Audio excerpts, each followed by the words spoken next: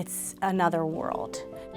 The level of engagement, the passion that comes out when it's like this, when they can move around, when they can touch things, smelling, tasting, this is all a part of learning when you're a child. One of our things that we're going to do today that we're probably throughout the whole thing. We get to come up to FoodPrints about once a month. Well, welcome back to FoodPrints. The children are separated into maybe 3 groups, and they rotate throughout the centers. When we transfer from station to station, obviously, we're getting up and leaving that and going to something new, so the curiosity is sparked. They're doing a lot of fine motor activities with drawings and observations, things like that. When we get to go out to the garden, then it's your whole body, right? When we're bringing kids out to the garden, there's a lot of science curriculum that's built in. There's a lesson that talks all about how plants can reproduce by cloning or propagation. And then we're able to see how just from one sweet potato, you can have this whole garden bed full of sweet potatoes just over a growing season.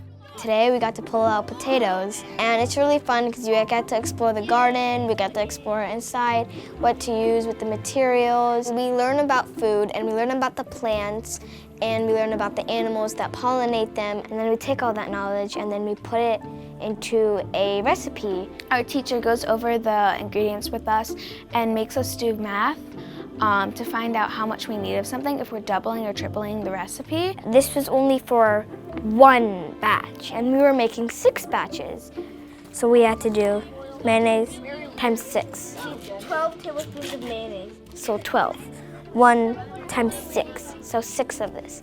And it was really fun doing that math, and then we would have to see what it equals to make sure we didn't do the wrong thing, and it was really fun, and we made the kale Caesar salad.